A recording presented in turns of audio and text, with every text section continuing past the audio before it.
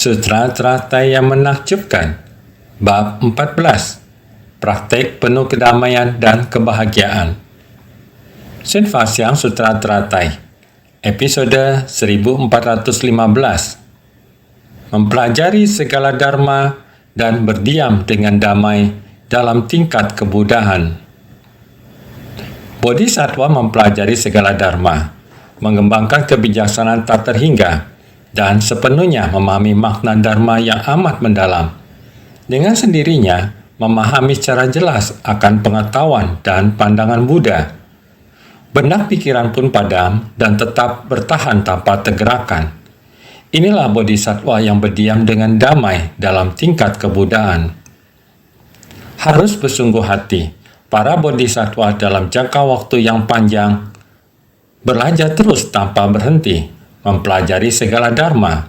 Ini berlangsung dalam jangka waktu yang tak terbatas. Tidak ada ujungnya, tanpa awal dan tanpa akhir. Ini adalah waktu yang sangat panjang, dimulai sejak membangkitkan sebersih niat. Dalam jangka waktu yang panjang, tidak pernah berhenti menerima dan menegakkan. Hanya satu tujuan, yaitu mengembangkan kebijaksanaan tak terhingga. Karena dalam jangka waktu lama, tujuan yang ingin dicapai adalah mengembangkan kebijaksanaan tak terhingga. Akhirnya, sepenuhnya memahami makna dharma yang amat mendalam. Sehingga, kita memiliki dharma tidak habis-habisnya, yang dapat kita babarkan setiap hari. Karena dharma yang tak terhingga, dalam hal belajar juga harus tak terhingga. Maka, dalam waktu yang tak terhingga, belajar dharma yang tak terhingga, yang harus dipelajari. Jalan bodhisattva dengan segala prakteknya. Tujuannya adalah sampai pada memahami pengetahuan dan pandangan Buddha. Seberapa tinggikah pengetahuan dan pandangan Sang Buddha? Setinggi itulah yang harus kita capai. Seberapa dalam? Sedalam itulah yang harus kita pelajari. Demikianlah jika ingin mengejar pengetahuan dan pandangan Buddha. Hati Buddha dan hati semua makhluk tiada beda. Pada awalnya, pengetahuan dan pandangan Buddha dengan kita adalah sama. Hanya karena sebersih pikiran orang awam menyimpang dan karena ketidaktahuan, sehingga menimbulkan kerisauan. Dan terus terjadi kecenderungan ini, tidak dapat dikontrol oleh kita sendiri. Terus-menerus berada di dalam 6 samsara. Inilah manusia awam. Kita digerakkan oleh kekuatan karma. Harus bagaimana? Barulah dapat menemukan kembali sifat hakiki kita yang demikian adanya. Sifat hakiki yang demikian adanya adalah setara dengan Buddha. Seberapa besar pengetahuan dan pandangan Buddha, maka selebar itulah sifat hakiki kita yang demikian adanya. Ini adalah kata-kata yang sering kita ucapkan, yang juga adalah dharma.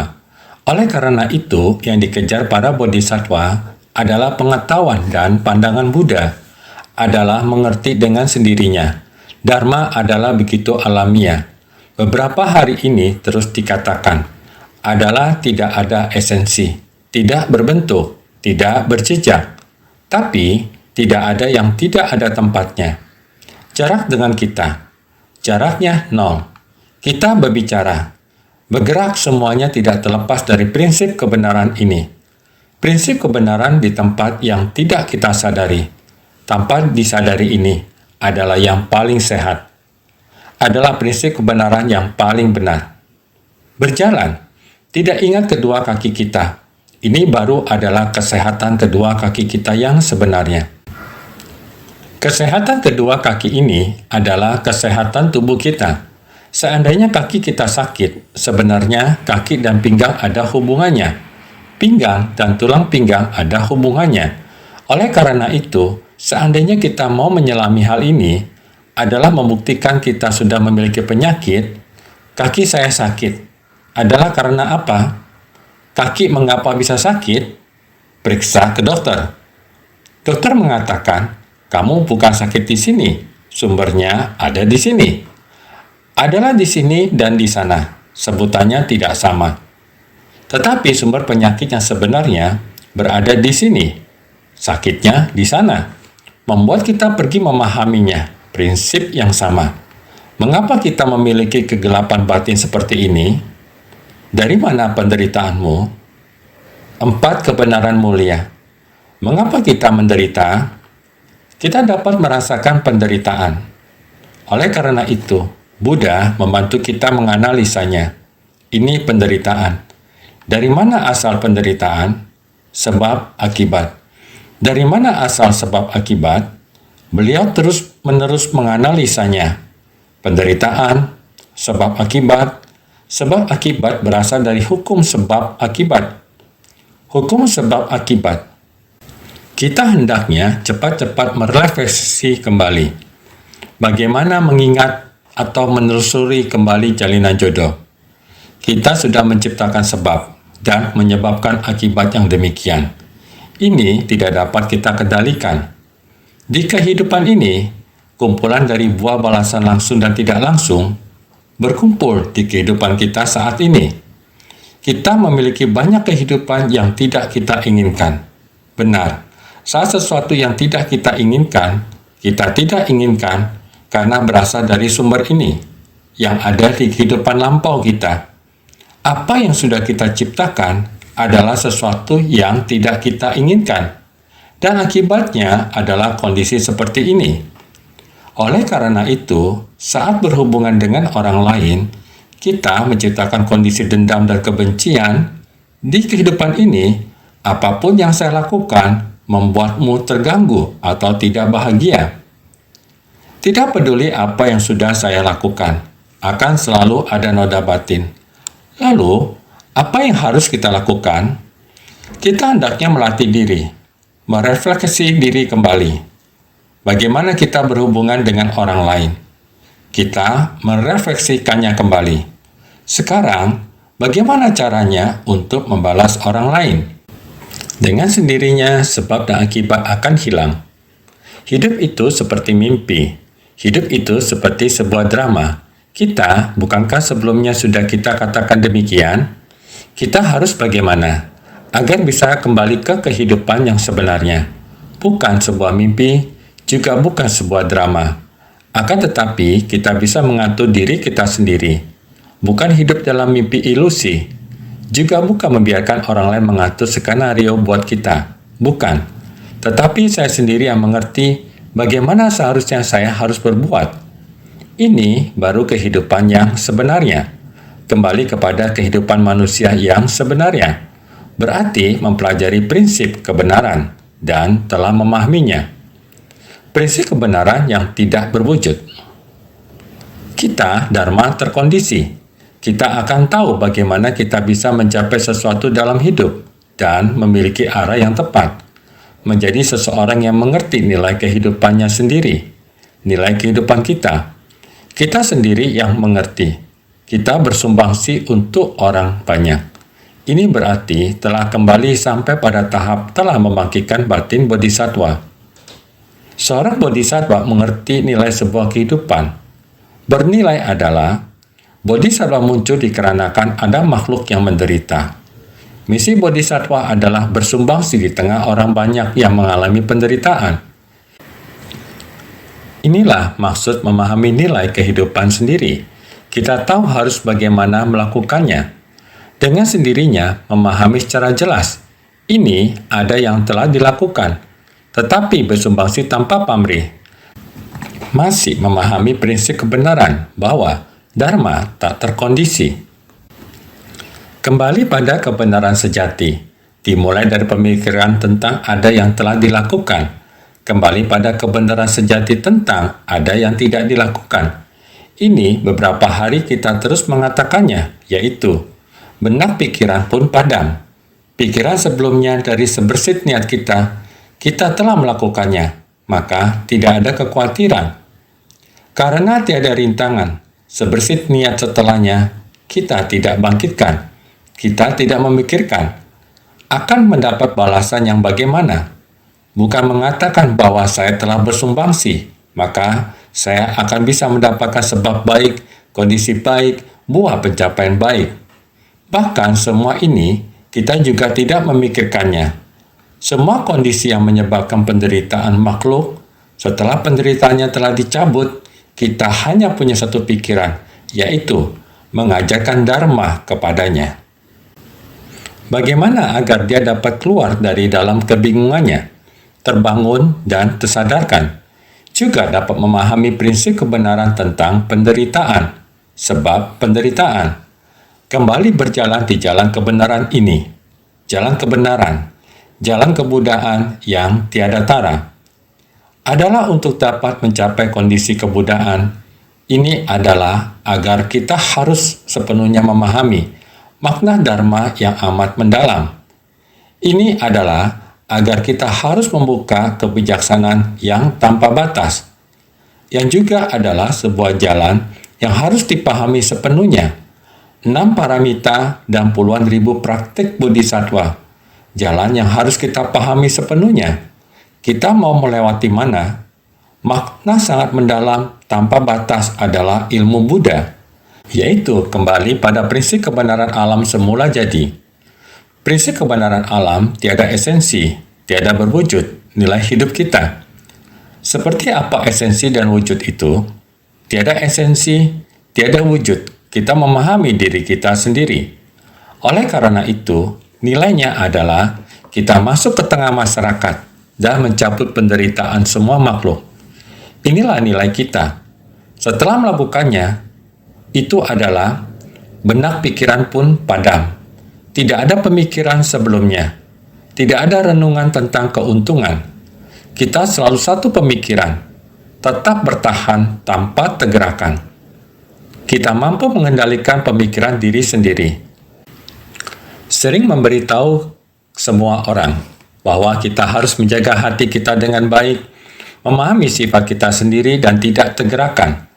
Hal ini sering memberitahukan kepada setiap orang untuk tidak kehilangan kendali atas pikirannya sendiri, melatih untuk memfokuskan pikiran, yaitu tetap bertahan tanpa tegerakan. Sehingga ia disebut bodhisattva. Bodhisattva tidak memiliki awal dan akhir. Jalan ini, 6 paramita dan puluhan ribu praktik adalah hal yang harus kita praktikkan sampai kita mencapai tataran Buddha yang kekal. Bukankah ini yang ingin kita capai? Jadi, para makhluk terdilusi oleh perasaan, cinta, dan nafsu keinginan, sehingga memunculkan pandangan palsu tentang segala fenomena, terbenam dalam tumimba lahir pada 5 alam kelahiran.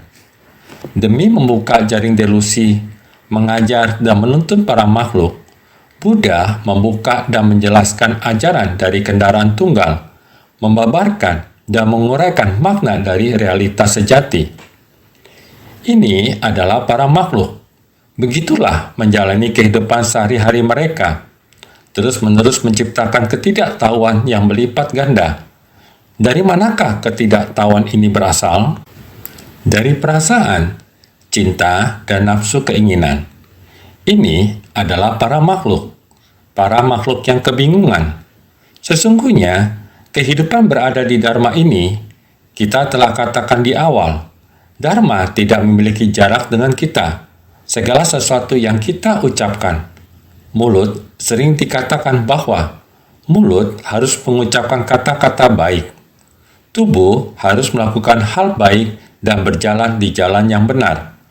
Pikiran harus memikirkan niat-niat baik.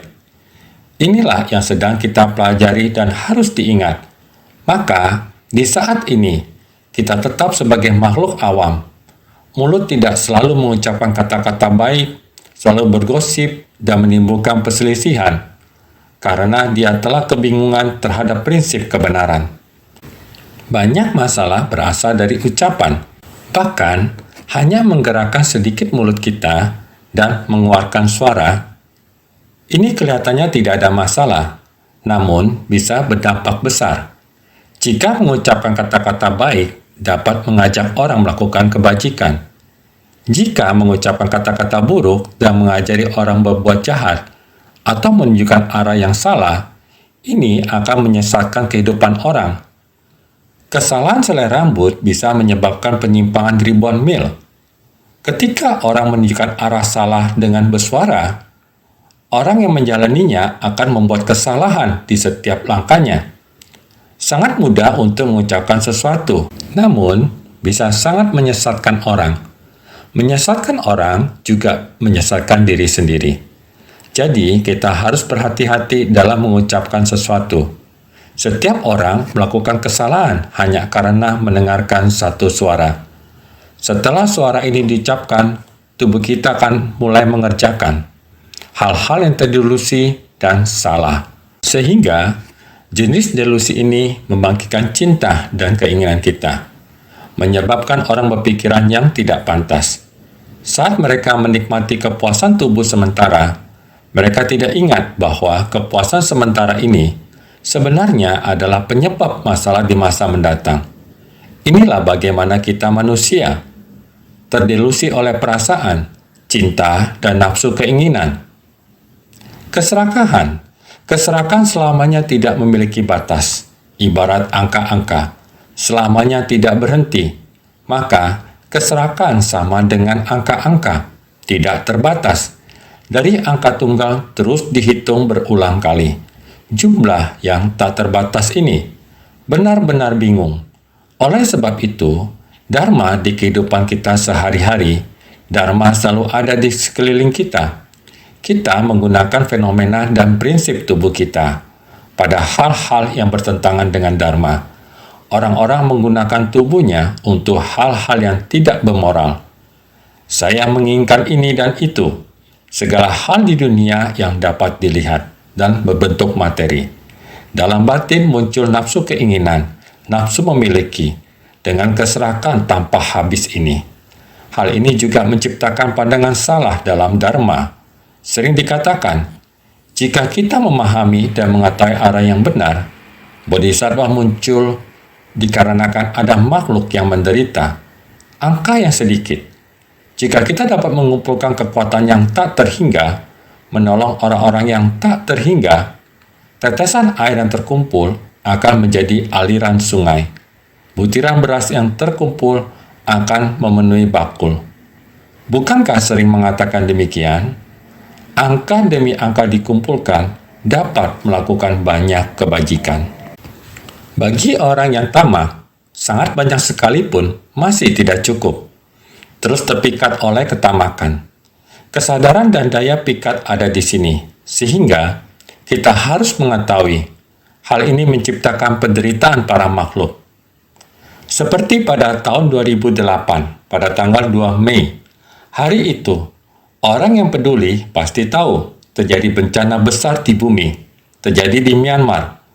Myanmar pada hari itu terjadi angin kencang, angin tofan, yang disebut tofan Nargis.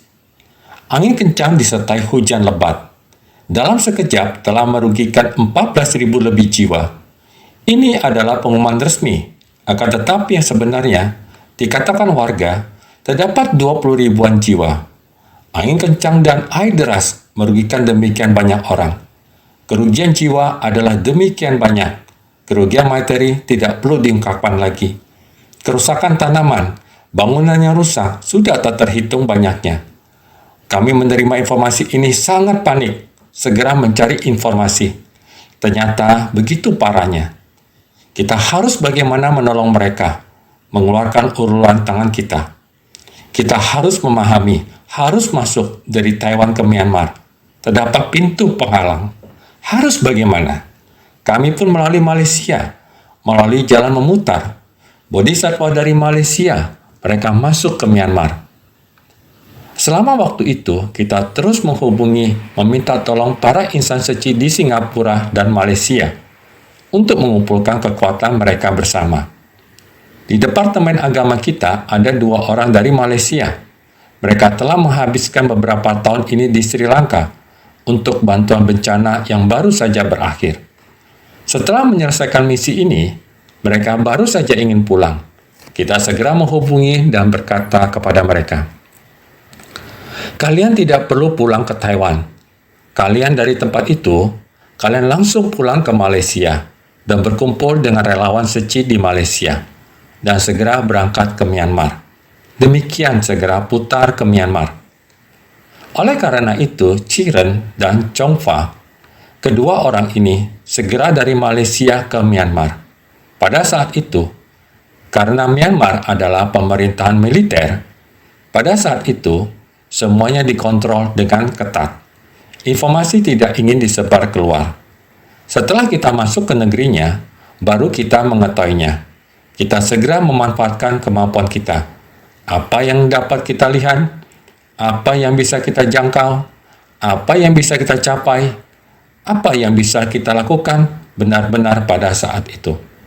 Dibutuhkan banyak usaha keras untuk melakukan hal-hal ini, dan ada banyak keterbatasan. Yang ingin kita lakukan, terjadi kehancuran di mana-mana. Ini benar-benar sangat sulit. Hingga pada tanggal 8 Mei, gempa melanda Sichuan di China. Pada saat itu, kita bergegas ke Sichuan. Kita tiba-tiba menerima surat dari pemerintahan Myanmar. Karena apa yang kita lakukan selama beberapa waktu di Myanmar, benar-benar mereka mengerti bahwa kita dengan tulus masuk ke negaranya untuk memberi kenyamanan bagi rakyat mereka. Ini adalah sumbangsih. Jadi pemerintah melihatnya. Dia memahami bahwa kita akan pergi ke Sichuan daratan Tiongkok untuk membantu. Maka Myanmar buru-buru mengirimkan surat. Semoga secara resmi masuk ke Myanmar. Jadi pada bulan Mei tahun itu, kita demikian di dua tempat. Kita membantu di dua negara ini. Sichuan juga memiliki banyak orang yang masuk melalui cara ini. Banyak orang pergi ke Sichuan yang dibutuhkan oleh Myanmar. Karena surat resmi telah tiba, kita dengan para insan suci Malaysia bergabung bersama. Dengan demikian secara resmi meluncurkan upaya bantuan untuk Myanmar. Masuk ke Myanmar dan melaksanakan kegiatan bakti sosial dan lain-lain. Jadi, dari demikianlah pembentakan hubungan Myanmar dan Suci menjalin jodoh yang sangat-sangat mendalam. Jadi, di Myanmar, selain dimulai dari sebab dan kondisi seperti ini, yaitu celengan beras itu, sekarang dia terkenal di seluruh dunia. Masa celengan bambu itu, sejarah disebarkan di Myanmar, mengumpulkan kekuatan setetes demi setetes untuk menyelamatkan orang yang tak terbatas. Prinsip kebenaran ini didengar masuk ke dalam hati mereka. Pada dasarnya juga adalah negara yang menekuni ajaran Buddha, mengetahui bahwa jalan bodhisattva berarti berjalan di dunia manusia. Anda mengumpulkan setetes demi setetes. Setetes air membentuk sungai. Anda juga bisa memberi banyak air kepada orang-orang. Setetes demi setetes air akan menyatu, juga bisa disuplai ke banyak orang. Air yang dapat diminum, sebutir-sebutir beras dikumpulkan seperti ini, juga bisa menghentikan rasa lapar orang. Prinsip kebenaran ini telah mereka dengarkan. Walaupun tiada uang, tidak ada kepingan uang koin untuk disisihkan, namun dari beras yang dimasak untuk makan 3 kali sehari, beras yang akan dimasak di dalam panci, mereka dapat menyisihkan segenggam beras dan memasukkannya ke dalam keranjang plastik, wadah berbentuk tabung dari plastik yang ukurannya kecil. Beberapa hari kemudian, segenggam demi segenggam beras terkumpul, bisa menjadi setabung beras. Hal ini menjadi sangat terkenal, yang disebut dengan celengan beras. Dengan beras, segenggam demi segenggam, saya menyisihkan porsi ini. Tidak perlu makan terlampau kenyang. Apa yang disisihkan ini kemudian terkumpul untuk membantu orang lain. Konsep ini telah berjalan, dan saat ini telah dijalankan beberapa tahun. Sudah menjadi celengan beras, menjadi bantuan donasi yang berjalan di pedesaan di Myanmar. Sekalinya diadakan penuangan, celengan beras ini, beberapa puluh orang, sepertinya 90 sekian orang di desa itu, bersamaan menuangkan celengan beras ini, hampir mencapai 250 kg. 250 kg beras. Sehingga saya berkata, segenggam beras, 250 kg. Setiap hari segenggam beras digabungkan dari seluruh desa, dikumpulkan seperti ini menjadi 250 kg beras. 250 kg beras ini dapat membantu keluarga orang tua tunggal, kaum miskin, ataupun orang yang sangat membutuhkan bantuan. sehingga mereka dapat membantu orang. Saat ini, bulan demi bulan selalu mengumpulkan celengan beras ini. Beras yang terkumpul digunakan untuk membantu orang yang lebih miskin. Inilah hal yang dapat dilakukan oleh semua orang. Namun, ada orang kaya yang tidak bisa melakukan ini. Bagi mereka yang kaya, tidak ada batas angka yang terus terakumulasi. Beginilah bagaimana para makhluk tersesat dalam nafsu keinginan. Dharma ini, dharma yang bisa membantu orang lain. Namun, mereka memilih untuk tidak menggunakannya. Mereka hanya ingin terus memuaskan nafsu keinginan sendiri. Namun, mereka tidak akan pernah puas. Jadi, mereka tersesat seperti ini. Karena itu, mereka akan terus tenggelam. Karena mereka tidak melakukan kebajikan. Mereka terus menggunakan segala cara untuk mendapatkan uang lebih banyak. Demikian terhadap masyarakat, terhadap lainnya, menciptakan polusi dan pencemaran akibat industri, dan lainnya. Dengan begini, mereka tersesat dalam 5 kelompok alam, tanpa kendali. Jadi, hanya Buddha dan Bodhisattva yang bisa demi membuka jaring delusi untuk mengajar dan menuntun para makhluk. Mereka paham bagaimana bisa muncul delusi dalam diri para makhluk terhadap segala fenomena, sehingga akhirnya terjatuh dalam 5 kelompok alam di masa mendatang. Karena itu, semua Buddha dan Bodhisattva masuk di antara para makhluk seperti ini untuk membuka jaring delusi, mengajari dan menuntun mereka. Semua orang di dalam jaring delusi seperti ikan dalam jaring yang tidak bisa melarikan diri. Para Buddha dan Bodhisattva ingin membuka jaring ini dengan mengajar dan menuntun mereka dengan sungguh-sungguh. Sang Buddha membuka dan menjelaskan ajaran dari kendaraan tunggal, membabarkan dan menguraikan makna dari realitas sejati. Sang Buddha menuntun para makhluk dengan sabar, dimulai dari ajaran kendaraan kecil. Sekarang, Buddha mengajarkan ajaran kendaraan tunggal, yaitu jalan Bodhisattva. Dengan membabarkan jalan Bodhisattva, Sang Buddha berharap semua orang bisa membangkitkan tekad luhur, membangun ikrar agung, dan mempraktekkan jalan Bodhisattva. Inilah Sang Buddha membabarkan dan menguraikan makna dari realitas sejati, yaitu Sutra Teratai yang kita baca saat ini. Kita mesti memahami ini dengan sungguh hati. Naskah sutra sebelumnya menyebutkan, Bodhisattva kadangkala memasuki tempat tenang dengan perhatian benar, merenungkan Dharma sesuai dengan maknanya. Sutra Teratai bab 14, praktik penuh kedamaian dan kebahagiaan. Inilah yang perlu kita hayati dengan sepenuh hati. Penggalan naskah sutra berikut. Pada penggalan naskah sutra sebelumnya, Sang Buddha berada pada kelompok masyarakat yang kacau, terkadang perlu untuk menenangkan pikiran. Bagaimana menyikapi dan mencabut penderitaan makhluk hidup? Setelah berhasil menghapus penderitaan mereka, dilanjutkan dengan membabarkan Dharma. Pada bagian depan menjelaskan, terkadang Bodhisattva perlu memasuki tempat tenang, mengingat dengan baik. Dikarenakan Bodhisattva sedang mencari jalan kebudahan, tetapi juga bertransformasi sebagai makhluk hidup tanpa terputus. Sehingga Bodhisattva memerlukan waktu yang seperti ini, mengingat kembali bagaimana cara mereka menyebarluaskan Dharma ketika mereka telah mencabut penderitaan. Bagaimana cara agar dia mendekat dan masuk ke dalam pintu Dharma. Naskah sutra berikutnya demikian mengatakan, setelah bangkit dari meditasi mendalam, bagi para raja, pangeran, menteri, dan rakyat, brahmana, dan lainnya, mengajarkan, menjelaskan, dan membabarkan kitab sutra ini, batinnya tentram, tiada takut atau lemah.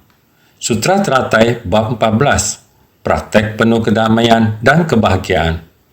Bagian ini memberitahu kita, para bodhisattva menaruh belas kasihan kepada para makhluk. Ikrar welas asih bodhisattva adalah niat pikiran penuh welas asih kepada semua makhluk hidup. Memiliki esensi welas asih yang sama, niat pikiran penuh welas asih terhadap makhluk hidup yang begitu banyak membuat delusi. Delusi adalah kegelapan batin atau ketidaktahuan. Membuat banyak sekali kegelapan batin, terus membuatnya tanpa terputus. Delusi ini laksana butiran pasir, sangatlah halus dan banyak. Pasir tersebut sangatlah halus dan memiliki banyak delusi. Artinya, para bodhisattva menaruh belas kasihan pada para makhluk yang telah menciptakan segala karma dari delusi. Karenanya menderita akibat himpitan dari samsara dan terbenam dalam alam sengsara. Itu sebabnya mereka menggunakan berbagai pembabaran dharma untuk menghapus dharma tidak baik dan menempatkan mereka pada alam baik, memungkinkan batin dari para makhluk masing-masing memperoleh ketentraman. Kita sering mendengar tentang badai pasir, dan ketika kita melihatnya, pandangan di depan kita menjadi kabur, tidak mengerti, merasa bingung. Apa yang dimaksud dari berkabut tidak jelas. Partikel debu yang kecil. Angin menghempuskan partikel kecil, sehingga langit terlihat sangat berdebu dan berawan. Jadi, di banyak tempat, orang-orang berkata, "Saya baru saja mengelap ini. Mengapa masih bisa ada debu di sini?" Ini adalah partikel debu yang sangat kecil. Ketidaktahuan yang kita ciptakan sebagai manusia, seperti partikel debu kecil ini sangatlah kecil. Jadi, apa yang kita lihat sangatlah kabur. Ini adalah alasan dibalik itu.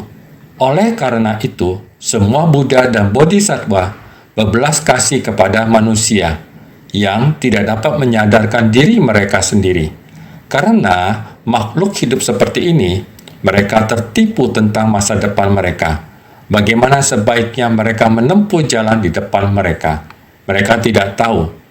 Maka itu, mereka menderita akibat himpitan dari samsara dan tenggelam dalam alam kejahatan.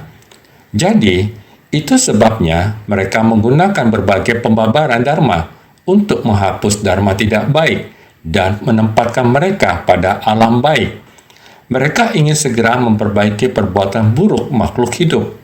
Jangan melakukan kejahatan apapun. Amalkan segala kebajikan. Beginilah cara mereka untuk membimbing makhluk hidup. Batin dari para makhluk masing-masing memperoleh ketentraman. Mereka membantu semua orang menemukan ketenangan batin. Inilah sebabnya para bodhisattva menenangkan pikiran mereka dalam perenungan yang tenang. Untuk dengan sungguh-sungguh merenungkan, metode apa yang harus mereka gunakan untuk memberikan bimbingan kepada makhluk hidup sesuai dengan kemampuannya. Jadi, dalam pemikiran secara tenang, berada pada tahapan berkonsentrasi terhadap makna penting dari prinsip kebenaran adalah samadhi.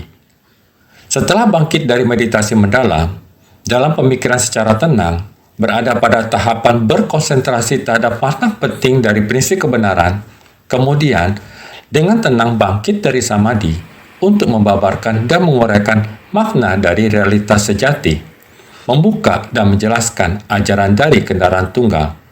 Bangkit dengan tenang dari samadhi, kemudian dengan tenang bangkit. Inilah keagungan bodhisattva. Membabarkan dan menguraikan makna dari realitas sejati juga adalah ajaran dari kendaraan besar. Membuka dan menjelaskan ajaran dari kendaraan tunggal. Bagi para raja, pangeran, menteri, dan rakyat, brahmana, dan lainnya, mengajarkan, menjelaskan, dan membabarkan kitab sutra ini. Bagi orang-orang demikian, atau orang yang sewaktu-waktu datang, maka dapat membabarkan dharma pada mereka. Syair ini harusnya sudah dijelaskan dan sudah dipahami. Sekarang kita masih membahas tentang syair ini, mengulang kembali syair sebelumnya. Untuk semua orang mengingat kembali, sebelumnya sudah berpesan kepada semua orang untuk ingat. Jadi, bagi orang-orang demikian atau orang yang sewaktu-waktu datang, maka dapat membabarkan dharma pada mereka. Orang-orang ini, mereka sudah disebutkan di syair sebelumnya. Mengajar mereka bukan demi untuk memenangkan hati mereka, bukan demi mengharapkan persembahan, bukan demi memanfaatkan kekuasaan. Semua orang harus mengingatnya. Namun, terhadap orang-orang ini, kita tidak mengharapkan apapun. Tetapi, jika mereka sudah memahami, sudah bersedia, atau masih belum jelas tentang Dharma, mereka boleh datang memohon Dharma. Kita harus menjelaskan Dharma kepada mereka. Jadi, batinnya tentram, tidak takut atau lemah, sekiranya mempraktekkan sesuai apa yang dibabarkan, maka akan memperoleh ketentraman hati. Sehingga, ketika membabarkan Dharma pada orang banyak, tidak akan terjadi kesalahan dikarenakan takut, lemah, dan gentar. Ketika kita berbicara dengan orang-orang ini, pikiran kita harus tenang, mengenai Dharma harus sangat jelas. Mereka sengaja ingin bertanya kepada kita, atau ada yang ragu dan tidak mengerti, atau yang sengaja ingin menyulitkan kita. Ada juga yang benar-benar tidak mengerti. Bagaimana kita harus menjawabnya? Hati kita harus tentram dan tidak boleh takut. Sekiranya mempraktekkan sesuai apa yang dibabarkan, kita mengatakan apa yang kita lakukan, melakukan apa yang sudah kita katakan, apa yang kita ketahui, dan apa yang kita alami. Kita sampaikan semuanya kepada mereka. Oleh sebab itu, maka akan memperoleh ketentraman hati, sehingga ketika membabarkan Dharma pada orang banyak, hati kita sangat stabil, karena kita sudah mengalaminya. Kita sangat teliti, kita dapat memahaminya, dan kita dapat dengan tenang menjelaskan Dharma kepada mereka, tanpa merasa takut, dan tidak ada ketakutan. Inilah yang harus kita pelajari sebagai praktisi Dharma. Harus mempelajarinya secara menyeluruh dan memahami dengan jelas. Kita sudah melakukannya, kita sudah mengalaminya, dan kita dapat menceritakannya kepada orang lain, sehingga dapat berbicara dengan aman. Oleh sebab itu, di naskah sutra berikut mengatakan, Manjusri, inilah hal yang dinamakan Bodhisattva, berdiam dengan tenang pada Dharma awal, sehingga pada masa mendatang dapat membabarkan Sutra Teratai. Sutra Teratai bab 14, praktik penuh kedamaian dan kebahagiaan. Saat ini, Buddha Sakyamuni memanggil kembali Manjusri Bodhisattva dan berkata, Manjusri Bodhisattva, ajaran Dharma yang saya ajarkan sebelumnya ialah jalan Bodhisattva. Pada sebelumnya kita sudah membicarakannya. Sang Buddha mengatakan bahwa jika kita ingin menjelaskan Sutra Teratai pada kedepannya akan memberikan kita begitu banyak kesulitan dan akan begitu banyak diperlukan kesabaran, kesungguhan hati. Manjusri Bodhisattva lalu mengatakan kepada Sang Buddha bahwa dikarenakan begitu berbahaya, begitu banyak kesulitan, bisakah Sang Buddha membukakan satu jalur yang dapat menghindari berbagai bahaya tersebut dengan jalur yang damai dan stabil? Mari kita ingat kembali apakah ada sutra yang membabarkan hal seperti ini. Jika ada, maka ingatlah. Dengan demikian, Sang Buddha mengatakan bahwa praktek penuh kedamaian dan kebahagiaan yang dapat menghindar hal-hal tersebut. Sutra sebelumnya sudah dikatakan bahwa jika kemampuan kita tidak cukup, maka kita tidak perlu bertindak. Dengan menghadapi orang-orang seperti itu, kita hanya perlu untuk menghindarinya dengan tekun dan sungguh-sungguh untuk meningkatkan kemampuan kita. Jika sudah sampai pada pengalaman kita, maka satu demi satu langkah dapat kita sumbangsi. Sang Buddha sudah mengajarkan kita bahwa bagaimana untuk mengelola praktek penuh kedamaian dan kebahagiaan. Dengan praktek penuh kedamaian dan kebahagiaan, mempelajari Dharma, maka praktisi Dharma akan merasa damai, bahagia. Inilah yang dikatakan sebelumnya. Jadi, dalam bagian sutra ini, Buddha telah selesai mengajari kami cara menghindar bahaya dengan berjalan di jalur yang lebih aman agar kita dapat damai dan tentram.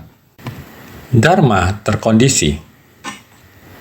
Sang Buddha harus menggunakan konsep Dharma tata kondisi untuk mendidik kita agar kita dapat memahaminya. Di sini kata Sang Buddha, Bodhisattva Manjusri, Anda perlu menggunakan metode ini. Mereka secara alami, semua orang bisa merasa damai. Manjusri, inilah yang dinamakan Bodhisattva berdiam dengan tenang pada Dharma awal. Berdiam dengan tenang pada tekad awal, sebagai ajaran paling awal penuh kedamaian, kebahagiaan, dan kemurnian yang dipraktekkan oleh Bodhisattva, sehingga tubuh dan batin penuh kenyamanan. Terutama mereka yang baru terinspirasi, berdiam dengan tenang pada Dharma awal, berdasarkan kultivasi mereka dan pemahaman tentang prinsip-prinsip tersebut. Mereka belum memiliki penguasaan yang menyeluruh. Mereka baru saja mulai membentuk aspirasi. Bagi Anda yang baru terinspirasi untuk dapat menghindari lingkungan seperti itu dan berjalan di jalan ini, mereka perlu memahami hal itu. Buddha Dharma ada dalam timbul dan lenyap. Mereka perlu memahaminya, semua penyebab dan kondisi. Mereka perlu memahaminya, semua Dharma terkondisi. Di hari-hari terakhir ini, inilah ajarannya. Kami terus membicarakan hal itu. Oleh karena itu, bagi para praktisi yang baru terinspirasi, jika mereka dengan jelas memahami ajaran ini, tentu saja mereka akan aman di dalam. Praktik membawa kedamaian dan kegembiraan. Sebagai ajaran paling awal penuh kedamaian dan kebahagiaan yang dipraktikkan oleh Bodhisattva, tujuannya adalah untuk memurnikan pikiran kita, sehingga pikiran kita tidak akan menimbulkan penderitaan di tempat tersebut. Dengan pikiran murni, kita, tubuh, dan batin penuh kenyamanan, sehingga pada masa mendatang dapat membabarkan sutra teratai. Karena itu, pada dunia jahat setelah Buddha Pariniwarna, dapat membabarkan sutra teratai kepada 4 kelompok murid, jauh dari segala kejahatan dan berdiam dalam ajaran Buddha. Makanya, batin tiada takut atau lemah. Tidak takut, makanya damai.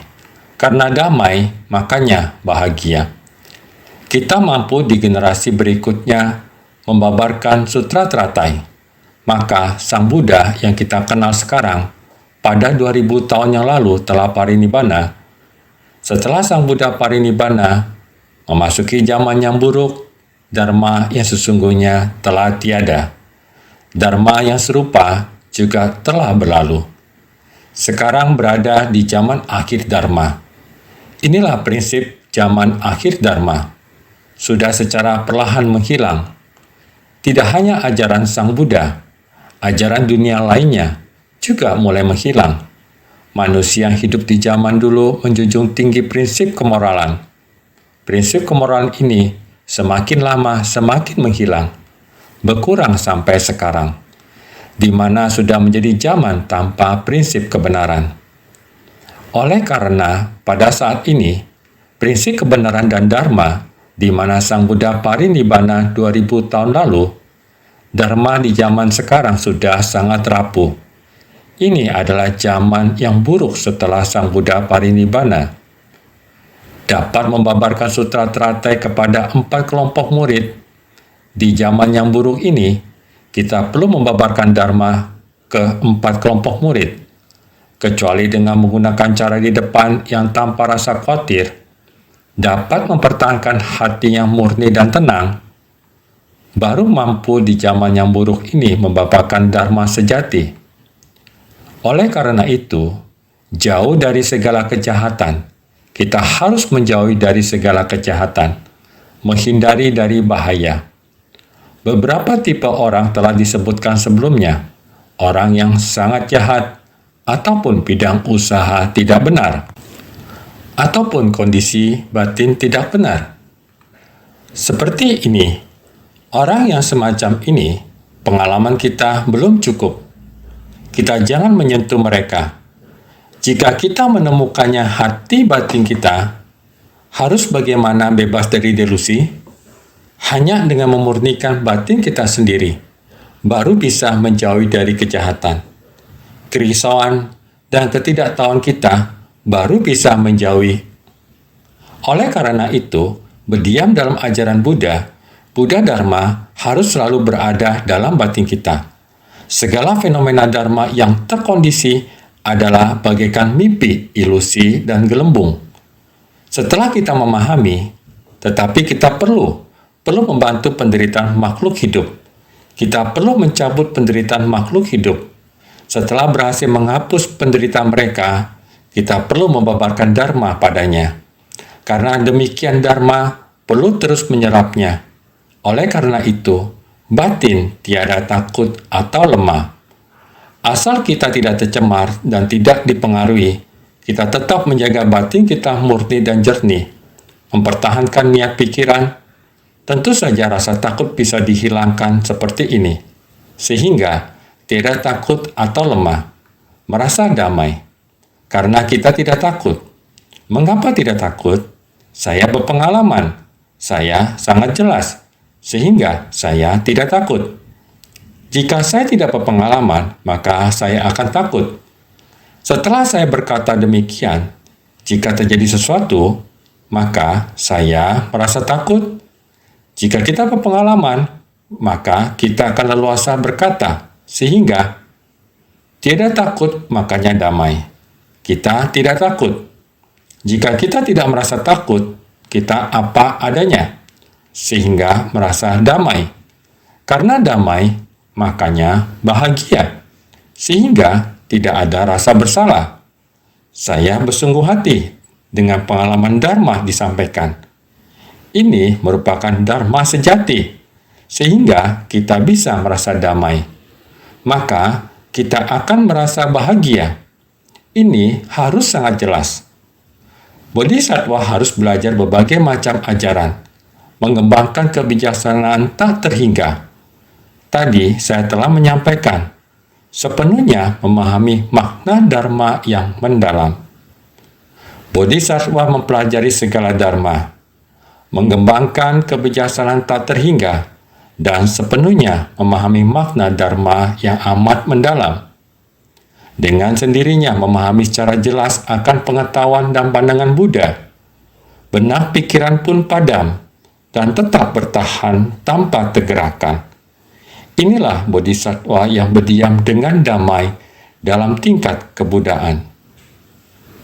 Kita demi mengejar kesetaraan dengan Buddha, kembali pada sifat hakiki tathata, ada di mana saja. Memiliki kelapangan dada seluas jagat raya, ada di mana saja. Kita memahami semua prinsip kebenaran, yaitu pengetahuan dan pandangan Buddha di alam semesta. Kita mengetahui segalanya ada di mana saja. Inilah kita yang memiliki kelapangan dada seluas jagat raya, sangat lapang. Kita menenangkan tubuh dan pikiran kita. Inilah tempat di mana kita bisa merasa damai dan bahagia. Tetap bertahan tanpa tergerakkan. Kita berada dalam Dharma. Harus selalu menjaga niat pikiran kita. Inilah yang harus dipelajari Bodhisattva. Yang harus dipraktekkan Bodhisattva. 6 paramita dan segala prakteknya. Tujuan dia adalah dunia Buddha. Berdiam dengan damai.